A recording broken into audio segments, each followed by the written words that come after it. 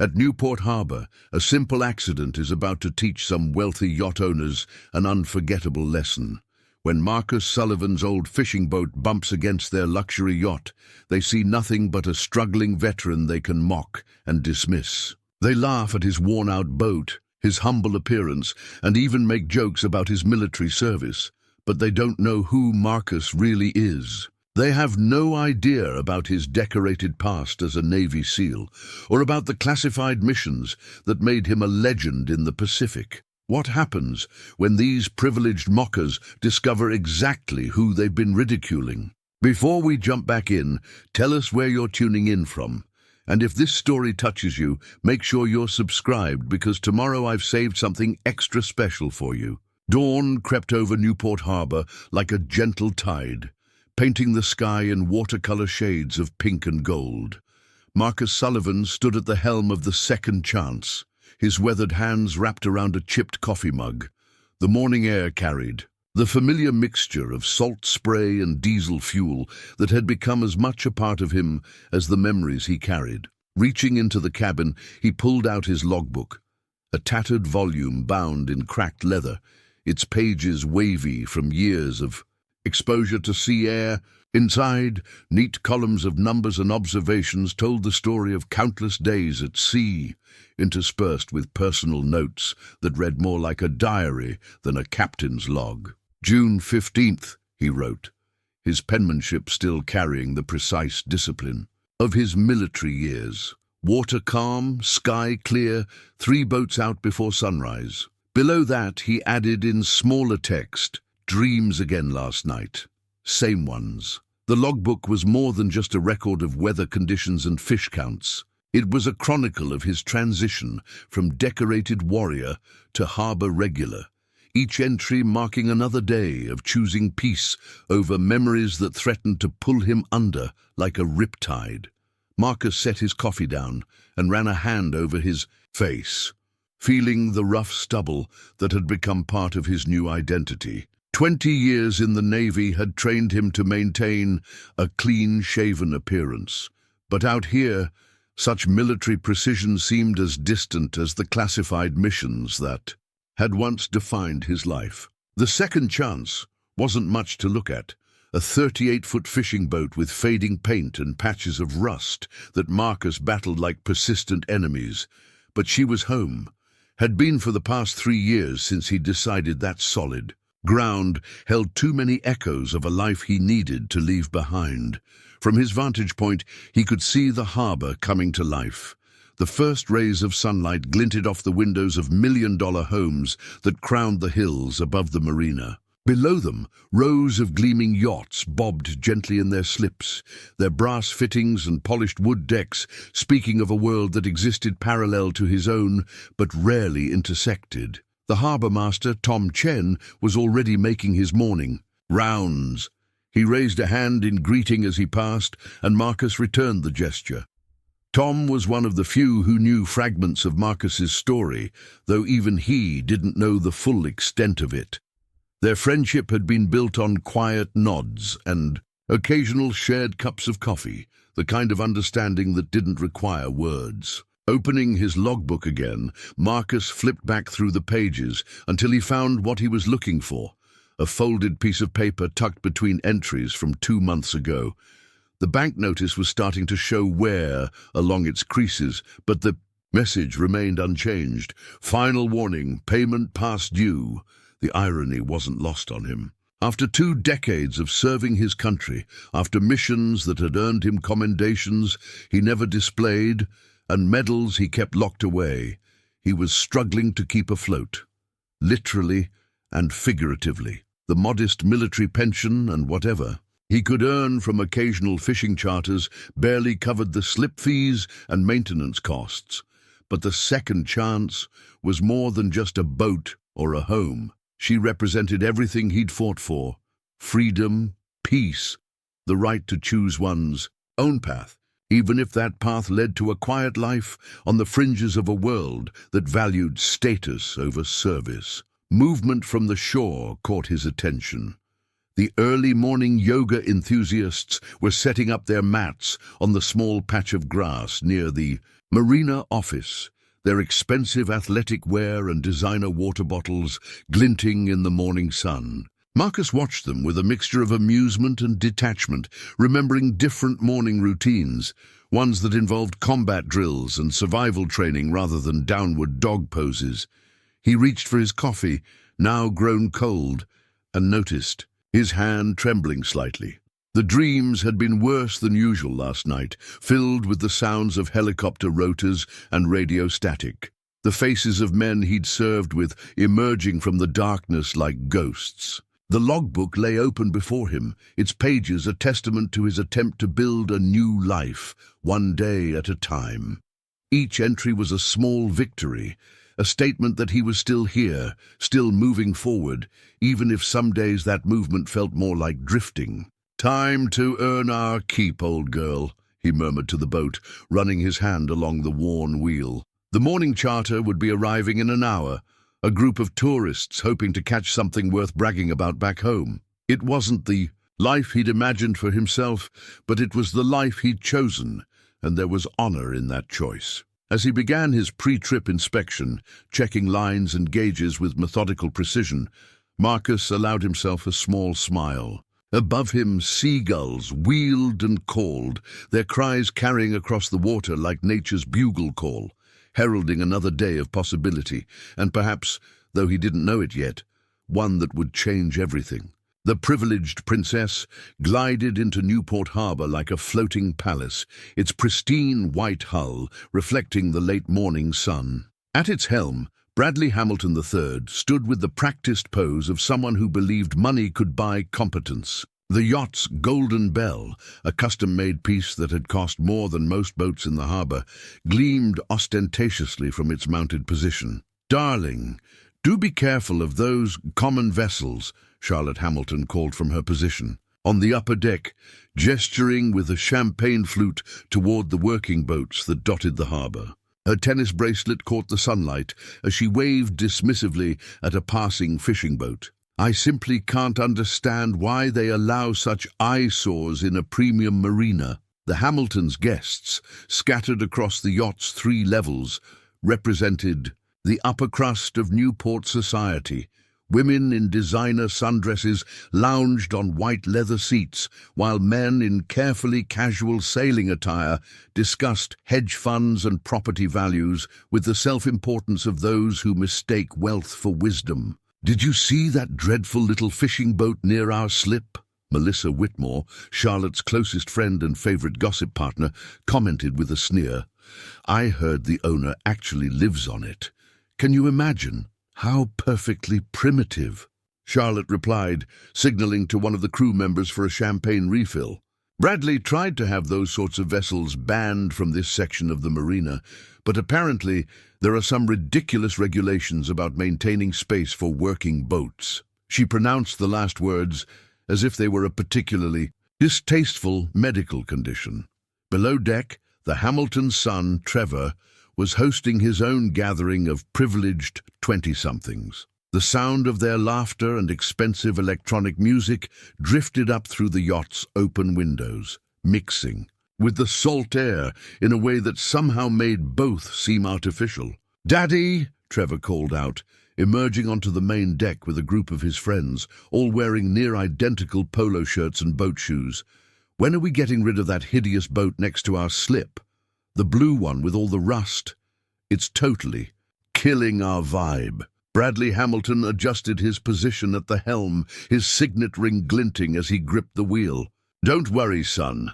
I've got the harbour master working on some new regulations. Soon enough, this marina will be properly exclusive." He smiled, revealing teeth that had been expensively engineered to look naturally perfect. The yacht's golden. A bell rang out as they approached their designated slip, its tone pure and rich, a sound that seemed to announce to everyone within earshot that the Hamiltons had arrived. The crew scrambled to their positions, their crisp white uniforms and practiced movements a testament to Bradley's insistence on what he called Yachtside manner. "Oh, look," Charlotte pointed with her champagne glass, "that dreadful boat is still there. The one with the veteran, or whatever he claims to be." She emphasized the word veteran with the same tone someone might use to describe a questionable street vendor. Probably one of those people who did some minor service job and now wants everyone to treat them like a hero, Melissa added, adjusting her oversized sunglasses. My husband says you see that type all the time, looking for handouts and special treatment.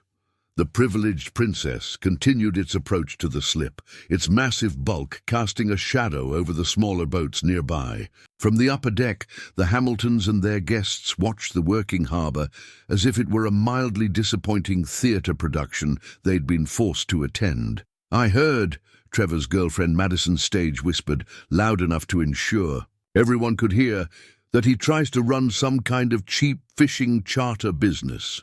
And if anyone who could afford to be in this harbour would want to go fishing on that heap. The laughter that followed was the kind that's learned at expensive private schools, perfectly modulated to convey both amusement and disdain. It rippled across the yacht's deck, bouncing off the polished surfaces and mixing with the clink of crystal glasses. Bradley Hamilton made a minor adjustment to their approach, his movements conveying the confidence of someone who believes money can compensate for experience. The golden bell swayed slightly with the yacht's motion, catching the sunlight and sending bright reflections dancing across the water. I do wish, Charlotte sighed, watching a pelican dive for fish near one of the working boats, that they would understand that some places are simply not meant for their kind. There are plenty of other harbours better suited to that element. The gathered guests murmured their agreement, their collective worldview reinforced by the echo chamber of privilege they'd created. None of them noticed the way the harbour-master shook his head as he watched their approach, or the quiet dignity with which the working boat captains went about their business. The golden bell rang out once more as the yacht settled into its position, its tone carrying across the water like a proclamation of ownership. To the Hamiltons and their guests, it was the sound of their rightful place in the world being acknowledged. To everyone else in the harbour, it was another reminder of the growing divide between two worlds that shared the same water but lived in entirely different realities. Little did they know that their carefully maintained bubble of privilege was about to collide, quite literally, with a reality they'd spent their lives trying to ignore. And when it did, that golden bell would ring out one more time, but with a very different meaning. The accident happened in slow motion, the way life-changing moments often do. Marcus had been maneuvering the second chance back to his slip after his morning charter, fighting an unusual current that had picked up around noon. He'd done this thousands of times before, could practically dock his boat blindfolded, but today was different. A chip of blue paint floated on the water's surface, the first casualty of what was about to unfold. The sound came next, the soft but distinct scrape of fiberglass against fiberglass, barely louder than the lapping of waves against the dock, but somehow deafening in its implications. "My God, he's hitting us!" Charlotte Hamilton's voice cut through the harbour air like a siren. "Bradley, do something!" Marcus had already shifted to reverse, his movements calm and practiced despite the situation. But before he could completely prevent contact, the current pushed his port side against the privileged princess's gleaming hull, leaving a small scuff mark that seemed to glow like a beacon against the pristine white paint. "You incompetent fool!" Bradley Hamilton stormed to the yacht's railing, his face flushed red beneath his expensive tan. "Do you have any idea what this boat costs?" Marcus kept his voice level, professional. "Sir, I apologize. There's an unusual current today. I'll take full responsibility for any damage." He reached for his wallet, knowing it contained barely enough to cover the next week's fuel costs, let alone repairs to a luxury yacht. Trevor Hamilton and his friends had gathered at the rail now, phones out, recording the incident with ill-concealed glee. "Oh my God! This is totally going viral," Madison squealed, her camera focused on Marcus's weathered face. "Local peasant attacks, luxury yacht!" "I want the harbour master here immediately," Bradley demanded, already pulling out his phone. "And the police. This is vandalism, pure and simple." Marcus tied off his boat, movements precise despite the growing crowd of onlookers.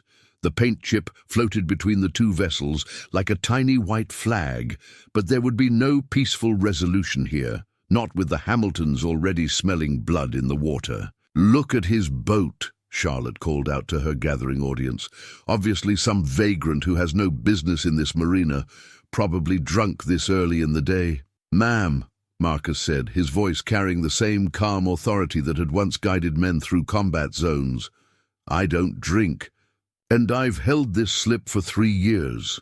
3 years too long," Bradley snapped. "Do you have any idea who I am? The damage to this yacht will cost more than your entire floating trailer is worth." Tom Chen, the harbor master, arrived just then, his experienced eyes already assessing the situation.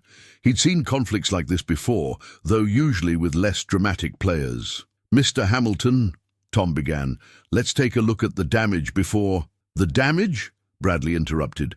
"The damage is that people like him are allowed to endanger proper vessels in this marina. Look at this." He pointed to the scuff mark, which was barely visible unless you knew exactly where to look. "This is a custom paint job. Every scratch costs thousands to repair properly." Madison pushed her phone closer to Marcus's face. "Are you even licensed to operate a boat, or did you just find it somewhere?" Marcus reached into his pocket and pulled out his captain's license, his movements deliberate and controlled.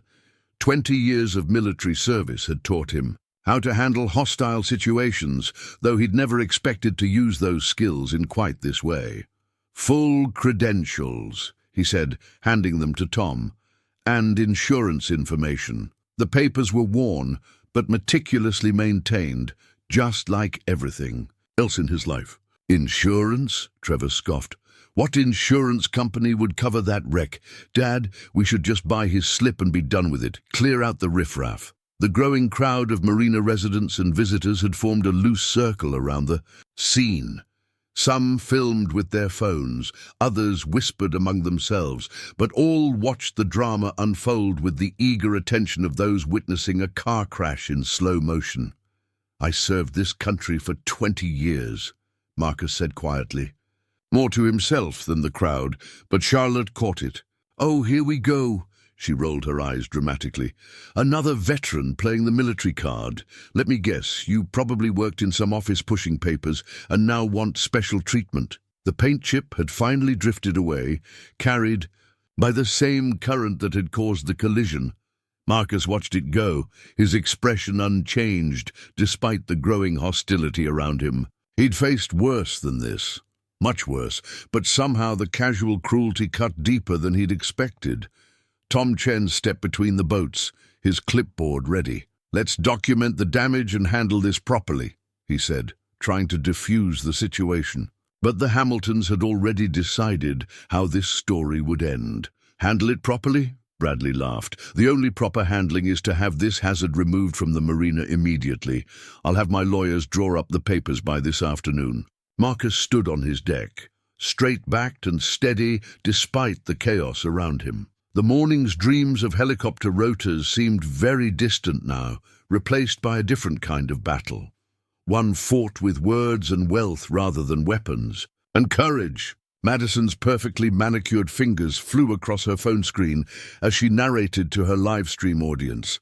"Oh my God, you guys, you won't believe what's happening right now. This total, nobody just crashed into Daddy Hamilton's yacht."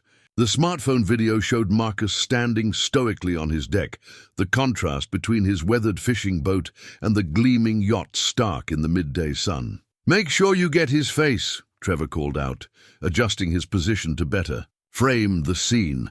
"This is going to be epic. Harbor trash is totally trending." The video spread across social platforms like wildfire, each share adding another layer of mockery. Comments flooded in. "Look at that dump he calls a boat. Who let this guy in a luxury marina? Probably another fake veteran looking for handouts." Charlotte Hamilton had moved to the yacht's upper deck, holding court with her friends while maintaining a running commentary loud enough for everyone to hear. "You know, I did some research on my phone. Would you believe there's no record of any decorated veteran named Marcus Sullivan in any of the online databases? Probably made up his whole story. Marcus remained at his station, his expression unchanged.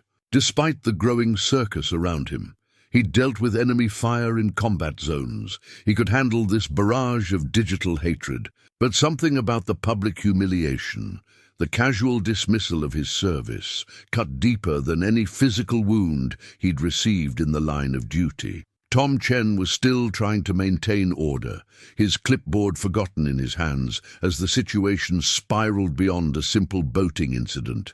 Please, everyone, let's handle this professionally. Mr. Hamilton, if we could just professionally... Bradley Hamilton's laugh was sharp enough to cut glass. The only professional thing to do is remove this hazard from our marina. In fact, he pulled out his phone, making a show of dialing. Jerry? Yes, Bradley Hamilton here. I need you to draft an injunction immediately. Yes, concerning marina safety and property values. We have video evidence. The crowd had grown larger, attracted by the commotion and the prospect of drama. Some of the other boat owners watched uncomfortably, recognizing the inequality of the situation, but unwilling to step into the line of fire. A few veterans among them shifted uneasily, their own experiences reflected in Marcus's quiet dignity. Madison had switched to Instagram Live, her commentary becoming more elaborate with each passing minute. You guys, this is insane. He's just standing there like he owns the place. Don't forget to like and share. Let's make this go viral and get this guy out of our marina. The smartphone videos captured everything. The contemptuous laughter from the yacht, the growing discomfort of the onlookers, the way Marcus's hands gripped his boat's wheel just a little tighter with each new insult. But they missed the most important details. The slight tremor in those hands that spoke of battles fought and won, the military bearing that no amount of civilian clothes could disguise, the eyes that had seen things these privileged mockers couldn't imagine. I have a right to be here, Marcus said quietly, his voice carrying the weight of years of service. Same as anyone else. Rights! Charlotte's laugh tinkled like expensive crystal. The only right you have is to be arrested for damaging private property. Bradley, darling, has anyone called the police yet? Trevor and his friends had started a new hashtag. Veteran fraud. Look at him pretending to be all dignified. Trevor sneered. Bet he's never even seen a real military base. The videos kept rolling, the comments kept flowing, and the digital mob grew larger with each passing minute. Modern warfare, Marcus realized, wasn't fought with guns and tanks anymore. It was fought with phones and social media, with likes and shares, with the power to destroy someone's reputation in the time it takes to upload a video. Tom Chen made one last attempt at peace. Mr. Hamilton, perhaps we could discuss this in my office? The damage is minimal, and minimal? Bradley's voice rose an octave. Do you have any idea what this yacht is worth? This vagrant has caused thousands in damage, not to mention the depreciation in value from being associated with such an incident. The harbor had become a stadium, with the privileged princess and the second chance as center stage. On one side, wealth and privilege wielded phones like weapons. On the other, a lifetime of service stood silent against the digital onslaught. But neither side knew that fate was about to play its hand. In the distance, barely visible beyond the harbor entrance, something was approaching, something that would turn this social media circus into a very different kind of story. During the commotion, Marcus's old military ID card slipped from his wallet as he reached for his insurance papers. It landed on the deck near his feet, face up, the younger version of himself staring back with eyes that hadn't yet seen what they would see. He quickly tucked it away, but not before the memories rushed in like a flood tide.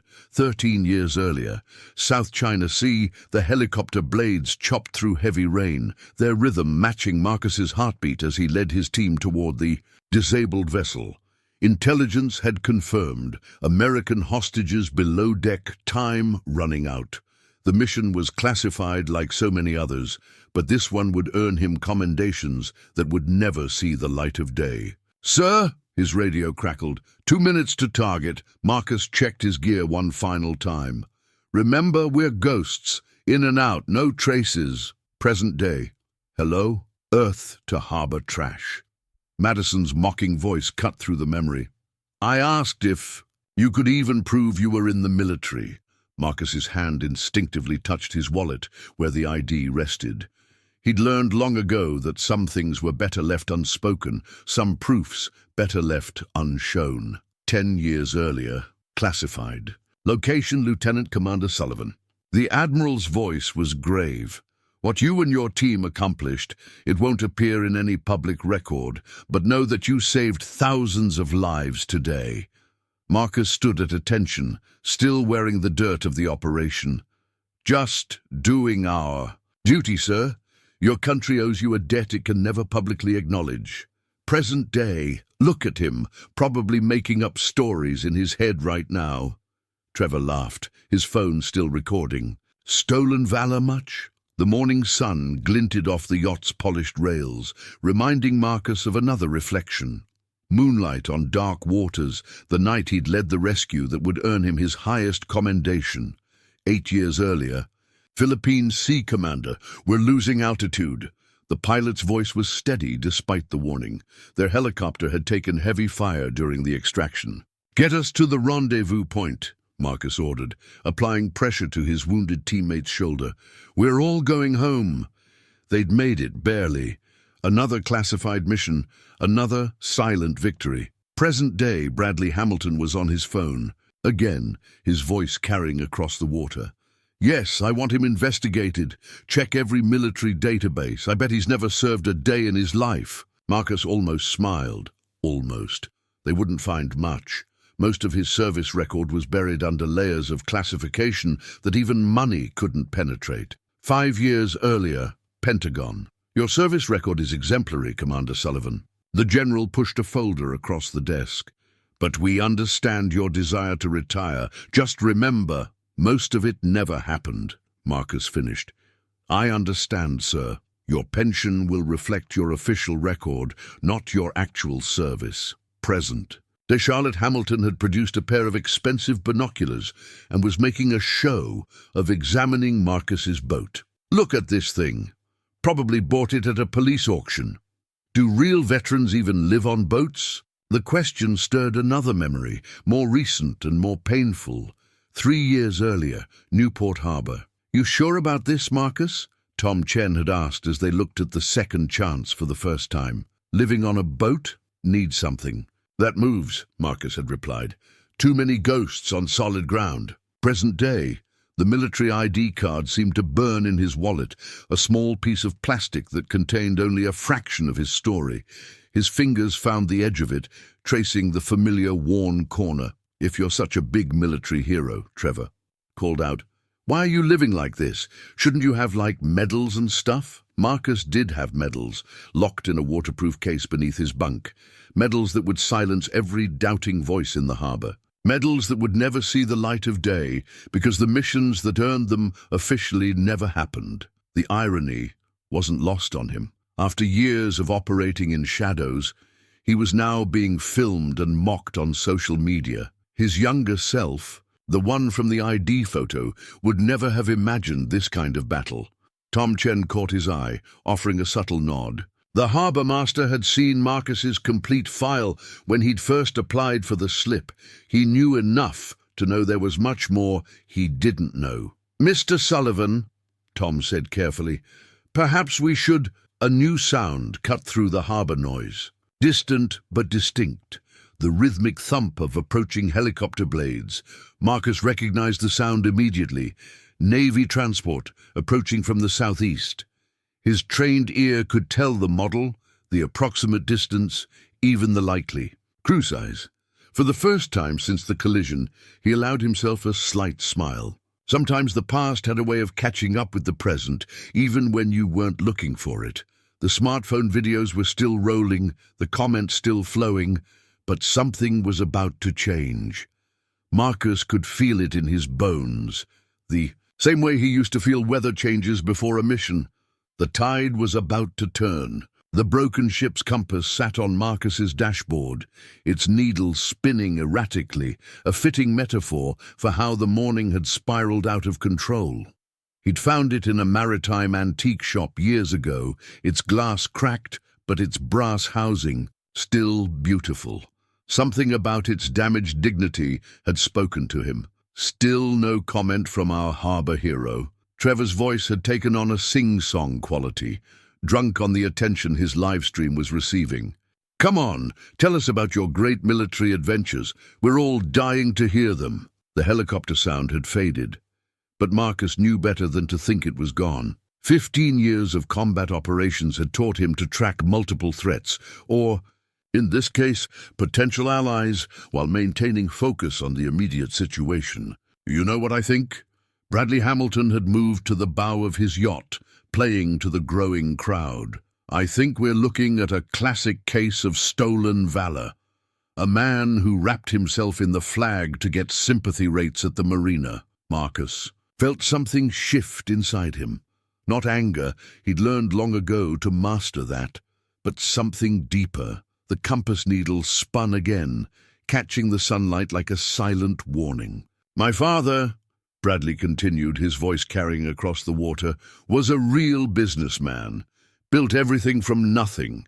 Not like some people who claim military service to excuse their failure to achieve anything in life." Tom Chen stepped forward. "Mr. Hamilton, that's enough." "No, let him talk," Marcus said quietly. The crowd hushed, surprised by his first words in nearly an hour. "I'd like to hear more about real achievement." Charlotte Hamilton seized the opening. "Well, since you asked, Bradley built his first company at 25. What were you doing at 25? Oh, right. Probably swabbing decks if your military story is even true." At 25, Marcus had led a classified operation that saved a U.S. ambassador and his family. The citation was sealed, the medals locked away, the truth buried under layers of national security. The broken compass caught another glint of sun, the glass fracture creating a prism effect across its face. Marcus remembered the night he'd bought it, how the shop owner had apologized for its damaged state. "Some things," Marcus had told him, "are worth more because of their scars." Madison pushed closer to the edge of the yacht, her phone steady on Marcus's face. "This is so going viral. The fake veteran finally speaks. Come on, tell us about your heroic adventures. Did you fight in the Battle of Endor? Maybe you were a Navy SEAL Space Force commander?" The laughter from the yacht's deck was expensive and cruel. Trevor had started a new hashtag, Harbor Hero Fails. The compass needle spun again, and Marcus felt his carefully maintained calm beginning to crack. Not because of their mockery, he'd faced worse, but because of what they represented. The easy dismissal of service, the casual cruelty of privilege, the assumption that worth could only be measured in dollars. "You want to know what I did?" Marcus's voice was low, but it carried across the suddenly quiet harbor. "You want to know about service?" A few of the veteran boat owners who had been watching silently straightened their posture, recognizing something in his tone that the others missed. "Oh my God, he's actually going to try to defend himself," Madison squealed. "This is gold!" Marcus's hand found the compass, his fingers tracing the crack in its glass. For years, he'd chosen silence, chosen to let his actions speak instead of his words.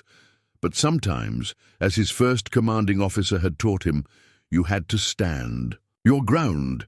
Bradley Hamilton smiled, all perfect teeth and practiced condescension. "Please enlighten us. Tell us all about your heroic service. I'm sure it's quite a tale." The compass needle finally settled, pointing not north, but toward the harbor entrance. Marcus followed its direction and saw what the others hadn't noticed. Yet a dark shape on the horizon, growing larger by the moment. "You know what real service taught me?" Marcus said, his voice carrying the weight of years of classified missions and silent sacrifices. "It taught me that true worth isn't in what you can show, but in what you choose not to." "Oh, how convenient," Charlotte called out. "So we should just take your word for it? Accept that you're some kind of hidden hero?" The shape on the horizon was clearer now, A few of the veteran boat owners had noticed it too, their expressions changing as they recognized what was approaching. "No, ma'am," Marcus replied, his hand still resting on the broken compass. "You shouldn't take my word for anything, but you might want to look behind you." The compass needle trembled slightly, as if responding to the massive steel bulk that was about to change everything. Marcus allowed himself a small smile, remembering something his team used to say before missions. Sometimes the best defense is just waiting for the truth to arrive. The first signal flags appeared over the harbor entrance like blazing colors against the sky. Red, white, and blue pennants snapped in the wind, their maritime message clear to anyone who knew how to read them. Marcus did. So did every other veteran in the harbor. The USS Michael Murphy, an Arleigh Burke-class destroyer, moved through the harbor entrance with the precision that only a Navy crew could achieve. Her massive bulk seemed to push aside the very air, making the privileged Princess look like a toy boat in comparison. "Oh my God!" Madison lowered her phone slightly, her live stream momentarily forgotten. "What is that?" Trevor's casual smirk faltered. "Dad, did you know the Navy was coming today?" Bradley Hamilton's face had lost some of its manufactured confidence. "This must be some kind of mistake. They can't just bring a warship into a civilian harbor without special authorization." Marcus finished for him, his voice carrying a hint of something the others couldn't quite read. The destroyer's approach was deliberate, purposeful. Her signal flags continued their silent conversation with the shore, speaking a language that had guided ships for centuries. Among them, one particular combination caught Marcus's eye, a personal recognition signal he hadn't seen in years. Charlotte Hamilton raised her designer binoculars again, but her hands weren't quite as steady as before. "Bradley, darling, perhaps we should move to the club for lunch. This military display is rather disruptive." But before anyone could move, a new sound cut through the harbor, the sharp, clear notes of a boatswain's whistle. The destroyer had come to a perfect stop, her massive form casting a shadow that stretched across the water and darkened the deck of the privileged Princess. Tom Chen stood at the edge of the dock, a mix of awe and understanding crossing his face. He'd seen Marcus's classified file, had known there was more to the quiet veteran than met the eye. But this was beyond even his expectations. The destroyer's crew was visible now, their dress whites pristine in the morning sun. They lined the rails with a precision that spoke of hours of drill and discipline. But it was the figure standing on the bridge wing that drew all eyes. "Ladies and gentlemen," a voice boomed over the destroyer's PA system, "this is Commander Sarah Martinez, commanding officer of the USS Michael Murphy. We've received reports of a disturbance involving a veteran in this harbor." Madison's phone had stopped streaming. Trevor's hashtags hung frozen in digital space. The Hamiltons' carefully cultivated air of superiority seemed to shrink in the shadow of 30,000 tons of American naval power. Marcus stood quietly on his deck, one hand resting on his boat's worn rail. The signal flags above him danced in patterns that told a story, his story, to those who knew how to read them. A young sailor appeared at the destroyer's rail, raising a pair of signal flags that made Marcus's breath catch. They were the colors of his old unit, a combination that shouldn't exist in normal naval communications. "Mr. Sullivan," Commander Martinez's voice carried across the water. "Permission to enter port." The harbor fell silent. Every eye turned to Marcus, seeing him, really seeing him, for the first time. His posture had changed, subtle but unmistakable. This wasn't the quiet fisherman they'd mocked. This was something else entirely. "Permission granted, Commander," Marcus replied, his voice carrying the natural authority of someone used to commanding far more than a small fishing boat. The destroyer's flags shifted again, telling a story of service, sacrifice, and honor that no social media post could capture. They spoke of classified missions and quiet heroes, of battles fought in shadows and victories never publicly claimed. Bradley Hamilton's phone slipped from his fingers, clattering on the yacht's deck. Charlotte's binoculars hung forgotten around her neck. Trevor and his friends stood frozen, their phones recording a moment they no longer controlled. The signal. Flags continued their dance against the sky, each combination adding another layer to the truth that was unfolding in Newport Harbor. They were more than just colored pieces of cloth. They were Marcus's hidden medals, his unspoken citations, his classified history flowing in the wind for all to see. And this was only the beginning. The real revelation was about to start. The commander's challenge coin gleamed in the sunlight as it arced through the air. Marcus caught it with the practiced ease of someone who had performed this ritual hundreds of times before. The brass disc was heavy with meaning, its face bearing the insignia that few civilians ever saw and even fewer understood. Commander Martinez was making her way down the destroyer's accommodation ladder, her white uniform immaculate, her bearing unmistakably military. 4 senior officers followed her, each carrying themselves with the distinct gravity of men who had seen what Marcus had seen. "Lieutenant Commander Sullivan," Martinez called out, using a rank that made the Hamiltons exchange confused glances. "Or should I say Captain Sullivan? The paperwork for your promotion was finally declassified last week." A murmur ran through the crowd. Marcus turned the challenge coin over in his hands, his fingers finding the familiar edges of the special operations insignia. "Just Marcus's fine, Commander," he replied, but his voice had changed. The quiet fisherman was gone, replaced by something that made even the most skeptical onlookers stand a little straighter. Bradley Hamilton had found his voice again, though it wavered slightly. "Now see here, this is clearly some kind of misunderstanding. We were simply addressing a maritime incident, Mr. Hamilton." Commander Martinez cut him off with the practiced authority of someone used to commanding a warship. "I suggest you take a moment to consider your next words very carefully." The senior officers had reached the dock now. The first, a heavily decorated captain, stepped forward.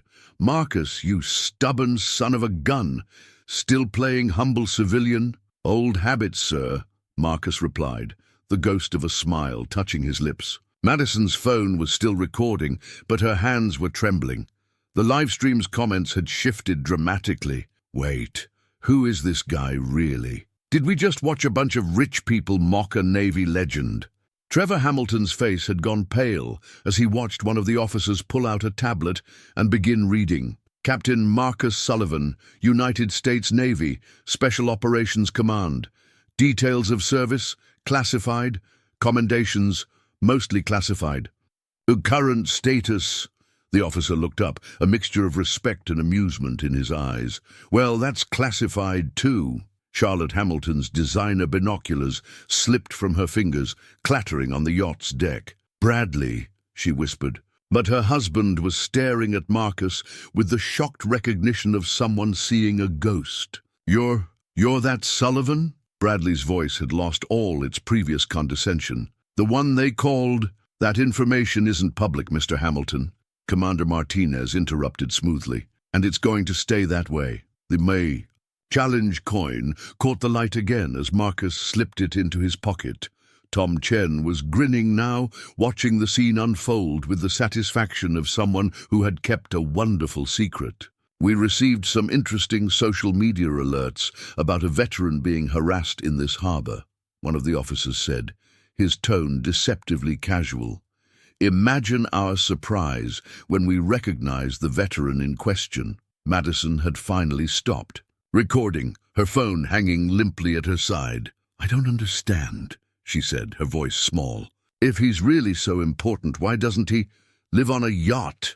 Marcus finished for her. "Some of us choose our homes for reasons you might not understand." Commander Martinez was standing at parade rest now, her posture mirroring Marcus's natural stance. Captain Sullivan's choice of residence is his own business. His service record, however, is very much our business. And while most of it will never be public knowledge, I can assure you that the man you've been mocking all morning has done more for this country than— "Commander," Marcus interrupted gently.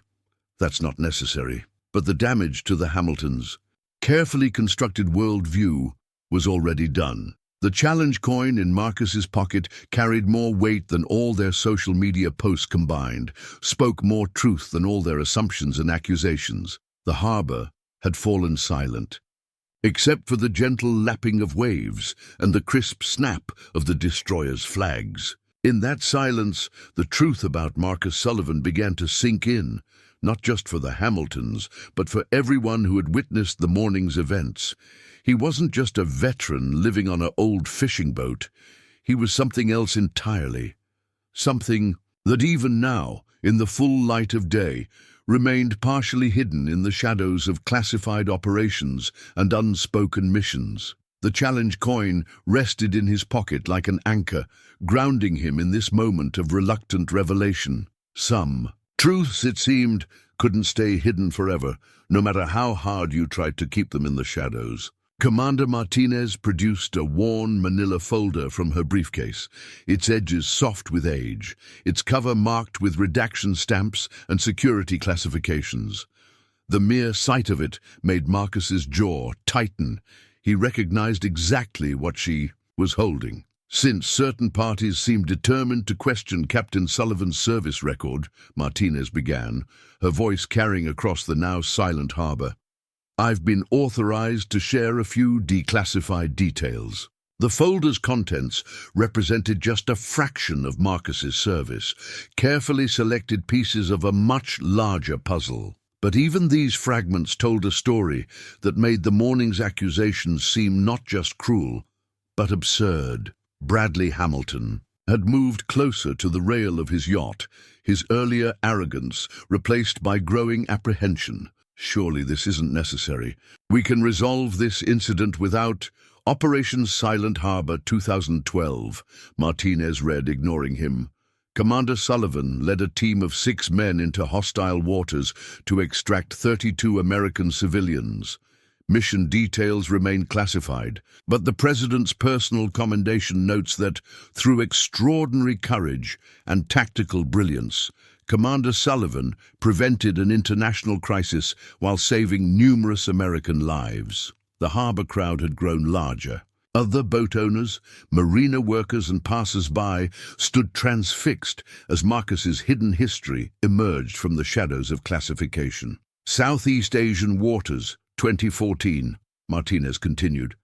Captain Sullivan's unit intercepted, she paused, checking the redaction marks, a significant threat to American security. The full operation remains classified, but the Joint Chief's citation acknowledges that his actions directly prevented the loss of thousands of lives. Trevor's phone had stopped recording. Madison's live stream was forgotten. The social media mockery that had seemed so clever just hours ago now felt like evidence of their own ignorance. There's more, Martinez said, turning another page. Much more. Most of it's still classified, but I can tell you this. The man you've been ridiculing this morning has earned every major combat decoration our nation can bestow. Some of them multiple times. Charlotte Hamilton's face had lost its practiced society smile. But he lives on a fishing boat. He runs tourist charters. Surely someone of such distinction wouldn't choose a simple life. Marcus spoke for the first time since Martinez had opened the folder. Ma'am, after what we've seen and done, sometimes simple is exactly what we need. Tom Chen stepped forward, adding his own piece to the unfolding story. When Captain Sullivan first applied for his slip, I received a call from the Pentagon. Not the VA, not the Navy Department, the Pentagon itself. They told me to handle his paperwork personally and discreetly. The classified mission brief in Martinez's hands continued to reveal carefully selected pieces of Marcus's service. Each detail landed like a depth charge in the harbor, sending ripples through the assembled crowd's understanding. Thailand, 2015, Martinez read. Details classified, but the CIA director's personal letter states that Captain Sullivan's actions saved the lives of 3 deep-cover operatives and maintained critical intelligence channels in Southeast Asia. Bradley Hamilton had stopped, protesting. His yacht, for all its gold-plated luxury, suddenly seemed gaudy and insignificant next to the weight of the history being revealed. The Philippines, 2016, Martinez continued. Captain Sullivan's unit, section redacted, resulting in the largest section redacted in naval special operations history. The morning sun caught the edges of the folder's pages as Martinez turned them, each one containing another piece of the puzzle that was Marcus Sullivan. The man who chose to live simply on a fishing boat. The warrior who had traded classified operations for tourist charters. The hero who had never felt the need to announce himself. "I think," Martinez said, closing the folder with deliberate care, "this gives us a slightly different perspective on this morning's events. Don't you agree, Mr. Hamilton?" The question hung in the air like smoke after a firefight. Bradley Hamilton, master of corporate takeovers and luxury acquisitions, found himself facing something his money couldn't buy and his influence couldn't touch. Genuine, hard-earned respect. The classified brief disappeared back into Martinez's briefcase, but its impact remained. The harbor had changed, the story had changed, and the wealthy yacht owners who had been so quick to judge found themselves on the wrong side of a truth they hadn't even known existed.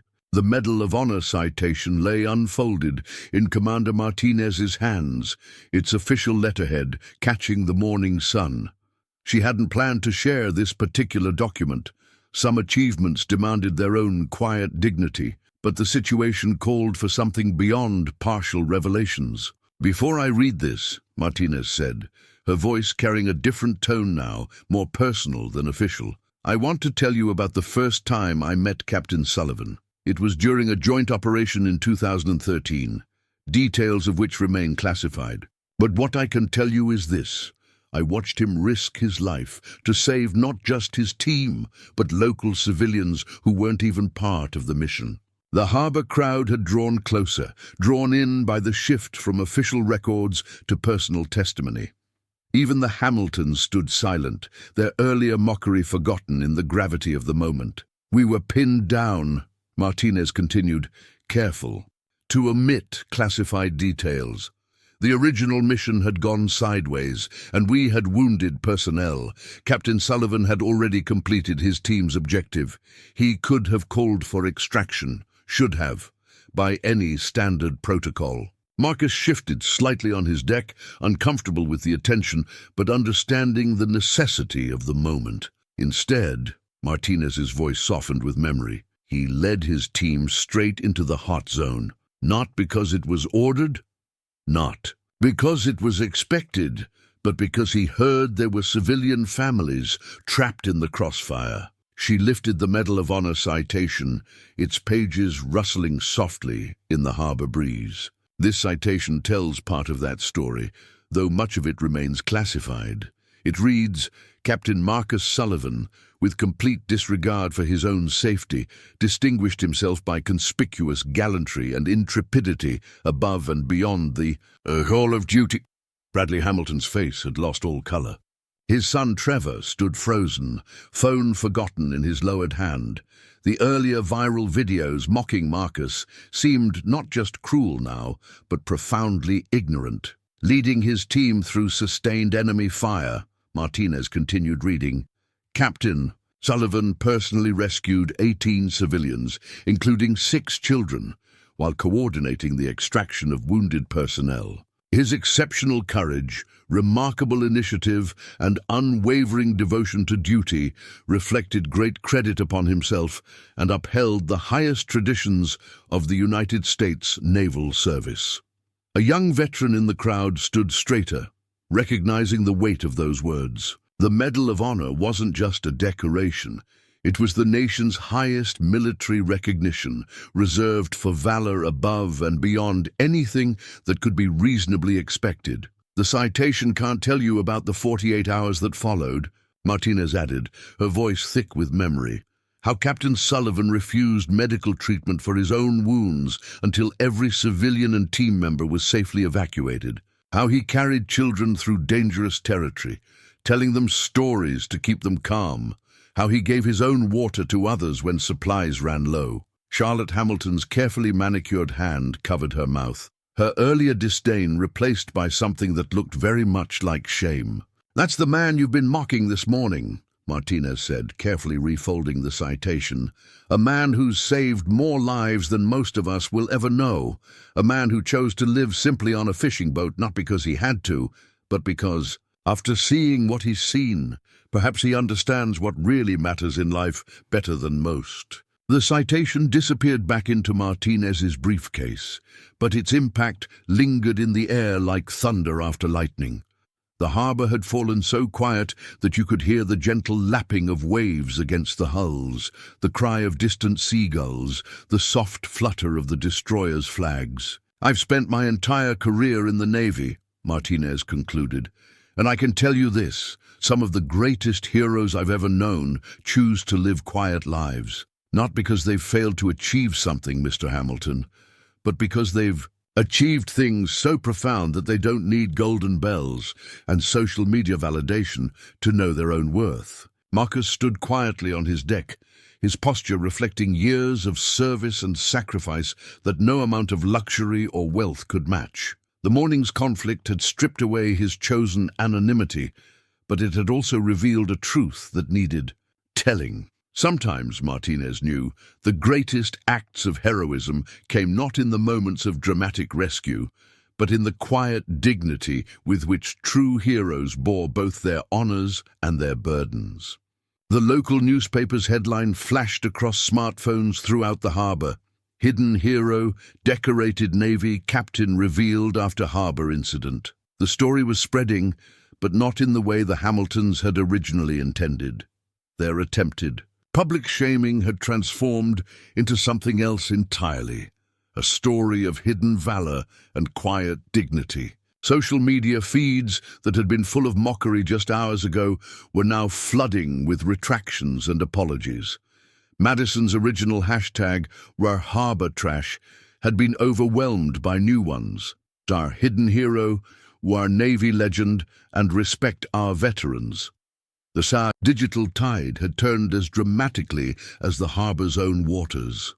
Captain Sullivan, a young man in a Coast Guard uniform, called out from the crowd, "I served under Commander Martinez in 2019. She told us stories about your operations, the ones she could share anyway. You're a legend in the service." Other veterans in the harbor community began stepping forward, their previous silence broken by the morning's revelations. A retired Marine, 2 former Army Rangers, a Navy corpsman. Each had recognized something in Marcus's bearing that the Hamiltons had missed entirely.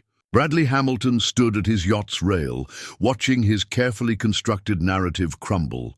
The morning's video evidence, which he'd planned to use against Marcus, now stood as testimony to his own family's prejudice and ignorance. "Mr. Sullivan," he began, his voice lacking its earlier authority, "I believe we owe you an—" "Captain," Commander Martinez corrected firmly. "Captain Sullivan." "Captain Sullivan," Bradley amended, the title carrying a weight he was only now beginning to understand. "I believe we owe you an apology." Trevor had finally lowered his phone completely, his face flushed with embarrassment. The viral videos he'd posted were now being shared for entirely different reasons, each replay highlighting not Marcus's supposed shortcomings, but the Hamilton family's shocking behavior toward a decorated veteran.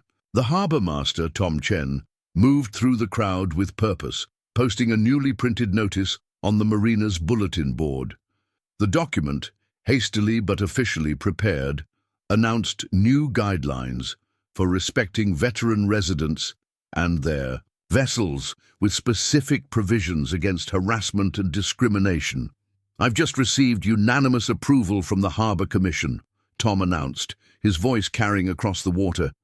"These new policies are effective immediately." Charlotte, Hamilton's social circle, had dispersed, her friends suddenly finding urgent reasons to be elsewhere. The morning's entertainment had become afternoon's embarrassment, and Newport's elite were rapidly distancing themselves from the situation. A group of local fishermen who had watched the scene unfold began approaching Marcus's boat, not with the earlier crowd's mockery, but with the respect of working people who recognized true merit. One of them, an older man with weathered features, removed his cap as he passed the stern of the Second Chance. "My son serves in the Navy," he said, simply. "Thank you, Captain." The newspaper headlines continued to update on people's phones. Newport Harbor, incident reveals decorated naval officer. Hidden hero, the captain next door. Viral videos backfire as Naval Command confirms veterans' distinguished service. Marcus stood quietly through it all, his demeanor unchanged, despite the shifting atmosphere. He'd never wanted recognition, had actively avoided it for years. But sometimes, he realized, the truth needed to see daylight, if only to remind people that heroes don't always arrive in obvious packages. Commander Martinez watched the scene with satisfaction, noting how quickly the harbor's social hierarchy had reorganized itself around this new reality. The privileged princess no longer seemed to dominate the dock. Instead, all eyes were drawn to the modest fishing boat where a genuine hero had chosen to make his home. The morning's social media circus had transformed into something else, a lesson in judgment, respect, and the quiet dignity of true service. And as the afternoon sun caught the waves of Newport Harbor, it illuminated a community in the process of learning that some forms of wealth couldn't be measured in dollars or displayed on luxury yachts. The community petition appeared on the harbor master's desk by late afternoon, its pages filled with signatures and passionate comments. "Support our veteran boaters," read the heading, followed by specific proposals for veteran-friendly policies, reduced slip fees for service members, and community support programs. Tom Chen studied the growing list of names. What had started as a response to the morning's incident had quickly evolved into something larger, a movement to transform Newport Harbor into a model of veteran support and inclusion.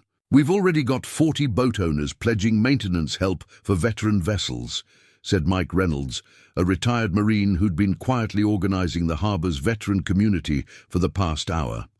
Plus a dozen certified mechanics offering free services. The petition had become more than just a document. It was becoming a blueprint for change. Local business owners were adding their names and resources to the list, turning paper promises into practical support. On the dock, Marcus found himself reluctantly at the center of a growing network of support. Veterans who had kept to themselves for years were emerging from the woodwork, drawn out by the morning's events and the sudden shift in the harbor's atmosphere. "Never thought I'd see the day," said James Cooper, a former Navy corpsman who'd been living quietly on his sailboat. "For the past 5 years, this harbor's always had a certain hierarchy." Marcus nodded, understanding perfectly. The morning's confrontation had cracked open something that had been building for years, a divide between the harbor's wealthy weekend warriors and its working veteran community. The petition continued to circulate, gaining momentum with each signature. Local media had picked up the story, and reporters were gathering at the harbor's edge, drawn by the compelling narrative of transformation and justice. "Captain Sullivan," called out Sarah Chen, Tom's daughter and a local councilwoman, "would you be willing to serve as an advisor for our new Veteran Harbor Initiative? We need someone who understands both the military and maritime communities." Before Marcus could respond, more voices joined the conversation. A yacht club member offered to create a veterans sailing program. A local restaurant owner proposed special discounts for service members. The owner of a maritime supply store pledged equipment and materials for veteran boat maintenance. The petition, now several pages long, had evolved into a manifesto for change. Its demands were clear and practical: dedicated slips for veteran boat owners, a formal support network, educational programs for the community about military service, and clear guidelines against discrimination. Bradley Hamilton, still processing the morning's revelations, approached the harbour master's office with his own addition to the petition. His signature, when it came, was accompanied by a substantial pledge to fund veteran boating programs. "It's not about making amends," he said quietly, though everyone knew it was exactly that. "It's about doing what's right for the harbour community."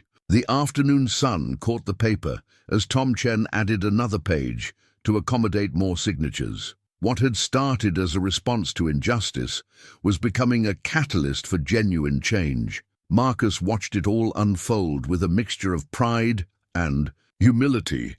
He hadn't asked for any of this, hadn't wanted the recognition or the attention. But sometimes, he realized, one person's story needed to be told so that others could find their voice. The petition continued to grow, each signature representing another step toward transformation in Newport Harbor. By sunset, it would become more than just a list of names. It would become a commitment to change, a promise to remember that true worth isn't measured by the size of one's boat or the depth of one's pockets, but by the content of one's character and the service one gives to others. The handwritten apology letter sat on Marcus's galley table, its heavy cream-colored stationery speaking of expense and privilege. Bradley Hamilton's signature sprawled across the bottom, accompanied by those of his wife and son. But it was the words themselves that carried weight. Dear Captain Sullivan, our behavior this morning was unconscionable. We allowed prejudice and presumption to blind us to the truth about your character and service. Our public mockery of a decorated veteran, of any veteran, reflects a shameful arrogance that we are only now beginning to understand. Marcus set the letter aside, his attention drawn to the activity outside. The Hamiltons had arrived at his slip, not with their usual entourage of friends, but in a notably humble manner. Charlotte had traded her designer sundress for simple slacks and a blouse. Trevor's phone was nowhere in sight. Captain Sullivan, Bradley called up to Marcus's deck, his voice carrying none of its earlier condescension. Might we have a word? Marcus studied them for a moment. Their discomfort was evident. This wasn't their world, wasn't a situation they could control with money or social standing. Good, he thought. Sometimes discomfort was the best teacher. Come aboard, he said finally. Watch your step on the ladder. The Hamiltons climbed aboard awkwardly, unused to the movement of a smaller boat. Charlotte nearly lost her balance, and Marcus steadied her with a reflexive courtesy that made her flush with shame, remembering her earlier cruel comments. Your letter, Marcus began, gesturing to the paper on his table, was well written, but not enough, Bradley finished. For him. We understand that now. Words on paper can't undo public humiliation. Trevor shifted uncomfortably. I've deleted all the videos, all the posts, and I made a public apology on every platform, but he swallowed hard. That doesn't erase what we did. Marcus watched a pelican dive into the harbor waters, emerging with its catch. Nature didn't care about social status or bank accounts. The fish didn't swim differently for the wealthy. No, Marcus agreed. It doesn't. But acknowledging a mistake is the first step toward correcting it. Charlotte stepped forward, her usual social armor stripped away. We've made arrangements to fund a new program at the harbor, she said, for veterans who want to learn sailing or need help maintaining their boats. It's not a publicity stunt, she added quickly. It will be managed by the veteran community, not us. Marcus nodded slowly. The Hamiltons were trying, in their way, to right a wrong. Their methods might still stem from wealth and privilege, throwing money at a problem, but at least the intention seemed genuine. The thing about the naval service, Marcus said, breaking the uncomfortable silence, is that we learn early. On that rank and status mean nothing against the sea. Nature doesn't care about your background when a storm hits, neither do bullets in a combat zone. Bradley Hamilton looked down at his expensive boat shoes, understanding beginning to dawn. We've lived in a bubble, he admitted, used money as a shield against reality. Dad, Trevor interrupted, there's something else. He pulled out a folder, not expensive stationery this time, but a simple manila envelope. I've been accepted into the Naval Academy. I applied months ago, but hadn't told anyone. After today, well, I understand why. This revelation caught everyone by surprise, especially his parents. Marcus studied the young man with new interest, seeing perhaps the first crack in the facade of privilege. It won't be easy, Marcus. warned. "They'll break down everything you think you know about status and worth. Build you back up on different values." "I know," Trevor replied, and for the first time that day, his voice carried genuine conviction. "That's why I want to do it." The letter on Marcus's table caught a breeze and fluttered. Words of apology. Trying to take flight, to become something more than just expensive paper and guilty consciences. "Captain Sullivan," Bradley said formally, "we can't undo this morning. But with your permission, we'd like to try to do better. Not just with words or money, but with actions and understanding." Marcus considered them, this family trying to find their way out of a lifetime of privilege blindness. Their apology. Letter might have been written on expensive stationery, but their current discomfort was writing something more valuable. A lesson in humility. The new harbor regulations document lay fresh from the printer on Tom Chen's desk, its pages outlining a transformed vision for Newport Harbor. The opening paragraph set the tone. Newport Harbor hereby establishes the Veterans Maritime Support Initiative, ensuring that those who served our nation find not just a port, but a home within our waters. These regulations formalize our commitment to creating an inclusive, supportive environment for all mariners, with specific provisions for veteran assistance and protection. Tom watched through his office window as the changes were already taking shape. A group of local mechanics were conducting free vessel inspections for veteran boat owners. The Yacht Club's newly formed Veterans Sailing Committee was holding its first meeting on the deck. Even the harbor's wealthiest residents were participating, though with a noticeably different attitude than before. The inspection team found, "Somewhere on your port engine mount, Captain," reported Mike Reynolds, the retired Marine, who'd quickly emerged as a leader in the harbor's veteran community. "Parts are already ordered, no charge." Marcus nodded his thanks, still adjusting to this new reality. The regulations weren't just words on paper, they were becoming action, community support. The document detailed specific changes. Dedicated slips for veteran-owned vessels, a maintenance support network, educational programs, and clear anti-discrimination policies. But more importantly, it outlined a cultural shift, a new understanding of value and worth in the harbor community. Bradley Hamilton had surprised everyone by not just supporting the changes, but actively championing them. His business expertise, once used to exclude, was now helping to build sustainable support programs. "We're setting up a foundation," he explained to Marcus and Tom.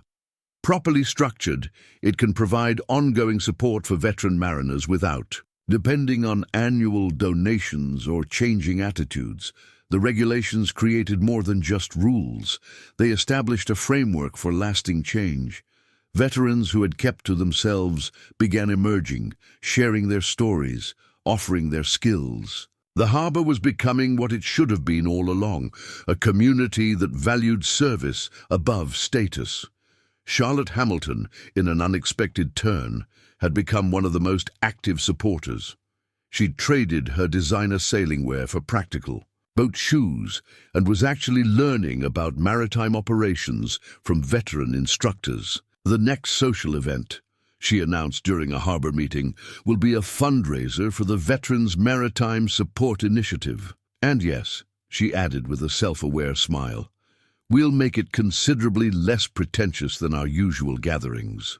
The regulations document included a section on education and awareness, requiring regular community meetings where veterans could share their experiences, not just of military service, but of maritime life. The harbor was learning that those who had served often brought unique skills and perspectives to seafaring. Trevor Hamilton, preparing for his departure to the Naval Academy, had started spending time with the harbor's veteran community, learning lessons no prep school could teach. The transformation in him was notable. His social media now shared stories of veteran achievements rather than mockery of their vessels. Section 5. Tom read from the document during a community meeting. establishes the Harbor Veterans Council with authority to review policies and advocate for veteran mariners. Captain Sullivan, we'd like you to chair the council. Marcus started to decline, but the look in Tom's eyes stopped him. Sometimes, he realized, leadership wasn't about seeking the spotlight. It was about using your position to ensure others didn't face the same challenges. The regulations were already having effects beyond Newport Harbor. Other mariners had requested copies, looking to establish similar programs. What had started as a response to one morning's incident was becoming a model for maritime communities up and down the coast. The document's final page contained a simple but powerful statement. Newport Harbor recognizes that the worth of a vessel, like the worth of a person, cannot be measured by appearance or cost alone. Our community is enriched by the presence of those who have served our nation, and we are committed to serving them in return. As the afternoon sun played across the harbor waters, Marcus watched the community adapting to its new framework. The changes weren't just on paper. They were in the way people spoke to each other, helped each other, valued each other. The morning's viral videos seemed like ancient history now, replaced by images of veterans and wealthy boat owners working side by side, learning from each other, building something new. The Harbor Community Award gleamed on Marcus's galley shelf, its simple bronze surface catching the morning light. The engraving read, "Presented to Captain Marcus Sullivan for inspiring positive change and fostering true community spirit in Newport Harbor." But it wasn't the award that mattered. It was what it represented. A week had passed since the incident with the Hamiltons, and Newport Harbor had transformed. The morning routine remained the same. Boats heading out for fishing, pleasure crafts preparing for day trips, but the atmosphere had shifted fundamentally. "Morning, Captain," called out a young deckhand from a passing yacht. Just days ago, the same crew would have ignored his existence. Now, respect had replaced disdain, understanding had overcome prejudice. The Veterans Maritime Support Center, hastily but efficiently established in a converted harbor office, was already buzzing with activity. Mike Reynolds was conducting a maritime electronics workshop for new boaters, sharing expertise gained from years of naval service. In the corner, a retired Coast Guard officer was helping a veteran navigate the paperwork for boat financing. "We've got 15 mentor-mentee pairs established," Tom Chen reported during the morning briefing. "Experienced veterans helping newcomers learn the maritime ropes." The yacht club members are actually asking to participate in the program as students. Marcus watched a group of boats heading out for the morning's veteran sailing program. Bradley Hamilton's yacht was among them, but not as a symbol of wealth and status. Instead, it had become a practical classroom where veterans taught maritime skills to interested community members. Charlotte Hamilton, surprisingly, had thrown herself into the harbor's transformation. She'd traded her social planning committees for the Veterans Support Committee, applying her organizational skills to something meaningful. "The foundation paperwork is complete," she informed Marcus, her designer notebook now filled with practical plans rather than social gossip. "We've secured funding for the next 5 years of veteran maritime programs." Trevor Hamilton, due to leave for the Naval Academy in 2 months, had become a regular visitor to the Second Chance. His questions about military service were no longer filtered through privilege and prejudice, but came from genuine curiosity and respect. The award on Marcus's shelf represented more than personal recognition. It symbolized a community's capacity for change. Other harbors had begun reaching out, asking for guidance in establishing their own veteran support programs. "We've got inquiries from mariners up and down the coast," Tom said, showing Marcus the growing list. "They want to know how we transformed so quickly, how we got such broad community buy-in." The answer was visible in the daily life of the harbor. Veterans who had once kept to themselves now openly shared their knowledge and experience. Wealthy boat owners who had once looked down on working vessels now sought to learn from them. The artificial barriers of status and wealth had begun to dissolve in the face of genuine respect and shared purpose.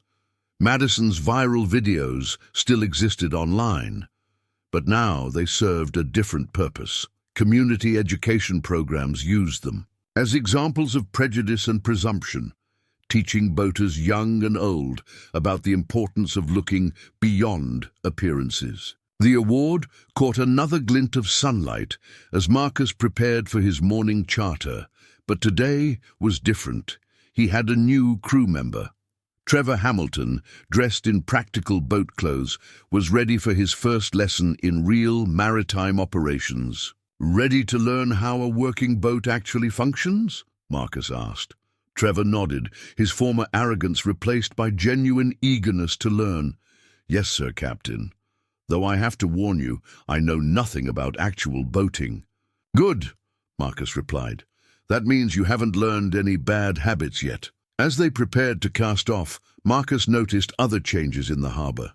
The social hierarchy that had once divided the community had been replaced by something more valuable, a network of mutual respect and support where experience outweighed expense and service counted more than status. The award might sit on his shelf, but the real trophy was the harbor itself, transformed from a place of division to a community of purpose, a place where veterans could find not just a berth for their boats, but a true welcome home. The Veterans Harbor Program brochure lay fresh from the printer, its glossy pages outlining a vision that had grown far beyond Newport Harbor's initial response to a single incident. From crisis to community, a model for maritime veteran support. Read the cover, beneath a photo of veteran and civilian boats moored side by side.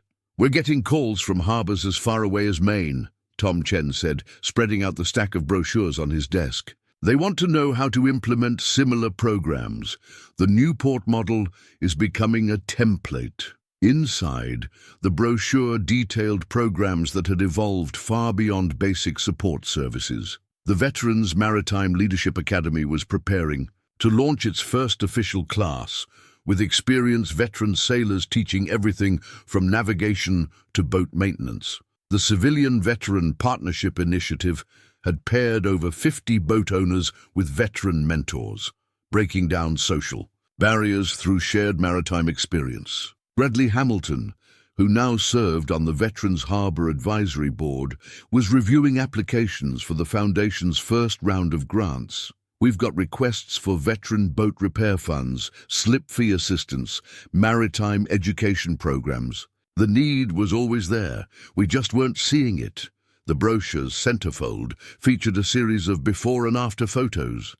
The before showed the stark division between luxury yachts and working boats. The after captured joint training sessions, shared maintenance projects, and community events where vessel type and owner status had become irrelevant. Charlotte Hamilton, who had surprised everyone with her dedication to the program, was organizing the harbor's first Veterans Maritime Heritage Week. "We're bringing in speakers from different service eras," she explained, referencing her now practical notebook. "Their stories need to be heard, preserved, shared." Down at the docks, Marcus watched a group of veterans conducting a boat handling workshop. Among the students was Trevor Hamilton, weeks away from departing for the Naval Academy, absorbing every lesson with genuine humility. "The program's real success," Marcus observed to Tom, "isn't in the services we're providing. It's in the attitudes we're changing." The brochure's final pages outlined future initiatives, a formal maritime apprenticeship program for transitioning veterans, a boat repair cooperative that would provide both services and job training, and an expansion of the mentor system to other harbors along the coast. "You've started something remarkable here," Commander Martinez said during her weekly video call. The USS Michael Murphy was deployed again, but she kept in regular contact. "Navy brass is talking about making Newport Harbor a model for veteran maritime integration nationwide." The impact extended beyond the harbor's boundaries. Local businesses had begun offering veteran discounts without prompting. The community college had developed a veteran-focused maritime studies program. Even the social structure of Newport itself had begun to shift, with service and skill gradually replacing wealth as markers of status. Madison's social media following, once built on mockery and privilege, had transformed. Her new content featured veteran stories, maritime history, and practical boating education. "I was part of the problem," she admitted in a recent post.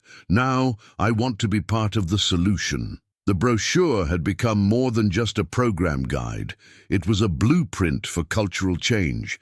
Other harbors were already adapting it to their own communities, spreading the ripples of transformation up and down the coast. As the sun set over Newport Harbor, Marcus stood at the helm of the Second Chance, watching the evening activity. Veteran and civilian boats moved in harmony, their crews working together with a natural ease that would have seemed impossible just weeks ago. The divisions that had once defined the harbor had dissolved, replaced by a genuine community of purpose. The brochure's final line captured it perfectly. "In these waters, we are all sailors first, united by our love of the sea and strengthened by our diversity of experience. Every vessel has its story, every mariner their worth, and together we navigate toward a future where service is honored, community is real, and no one sails alone." The Second Chance looked different now, not because of its fresh paint or repaired fittings, though the community restoration project had certainly improved its appearance. The real change was in how people saw it. Once dismissed as an eyesore, it had become a symbol of transformation, its renovated form representing the harbor's journey from division to unity. "Hard to believe it's been a month," Tom Chen remarked, standing beside Marcus on the dock. They watched as veterans and civilians worked together on the boat's final touches, the distinction between yacht owners and working sailors now meaningless in the face of shared purpose. The restoration hadn't just been about appearances. Every repair, every upgrade had been an opportunity for teaching and learning.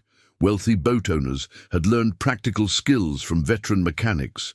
Veterans had gained new connections and opportunities. The project had become a living example of the harbor's new spirit. "Trevor's heading to the academy next week," Marcus said, noting the young man's confident movements as he helped with the electrical work. The change in Bradley Hamilton's son was remarkable. From privileged youth to dedicated aspirant, his transformation mirroring the harbor's own journey. Charlotte Hamilton approached, carrying coffee for the work crew. Her designer clothes had been permanently replaced by practical boating wear, her social calendar now filled with community projects, rather than exclusive parties. "The Foundation's first quarterly report is ready," she said, handing Marcus a copy. 25 veteran boats serviced, 15 new slip subsidies implemented, and the mentorship program has a waiting list of civilian boat owners wanting to learn from veterans. The Second Chance gleamed in the morning sun, its weathered, a character now enhanced rather than hidden by the restoration. Like its owner, it wore its years of service with dignity, its scars telling stories of experience rather than neglect. Bradley Hamilton surveyed the work from the dock, his usual business attire replaced by work clothes stained with boat paint. "The Newport model is being implemented in 3 other harbors already," he reported. "They're using our veterans program as a template." The morning's activity paused as the USS Michael Murphy appeared on the horizon, returning from deployment. The destroyer's presence, once a shocking disruption, had become a welcome sight in Newport Harbor. Each visit brought new connections between active service members and the maritime community. Commander Martinez had kept her promise to support the harbor's transformation. The Navy's official endorsement of the Newport Veterans Program had opened doors and inspired similar initiatives up and down the coast.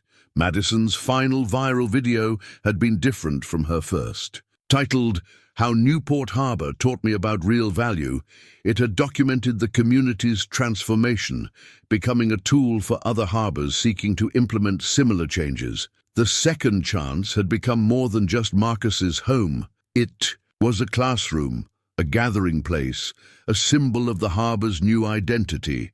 Veterans who had once kept to themselves now freely shared their knowledge.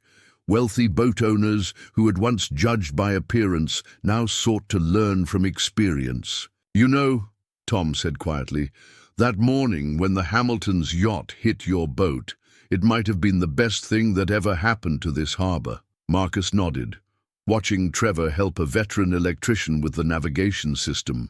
Installation. The young man's Naval Academy acceptance letter had been framed and hung in the harbor office, not as a symbol of privilege, but as inspiration for others considering service. The second chance settled gently in its slip, the water lapping at its newly restored hull.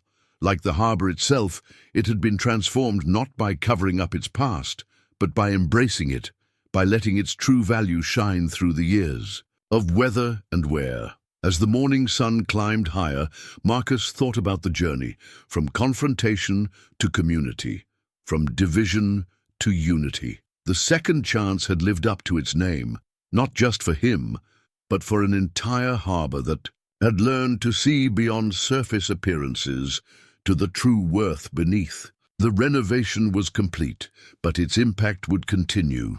In Newport Harbor and in growing numbers of maritime communities along the coast, the wake of that one morning's incident had become a wave of positive change, proving that sometimes the most powerful transformations begin with a simple collision of worlds.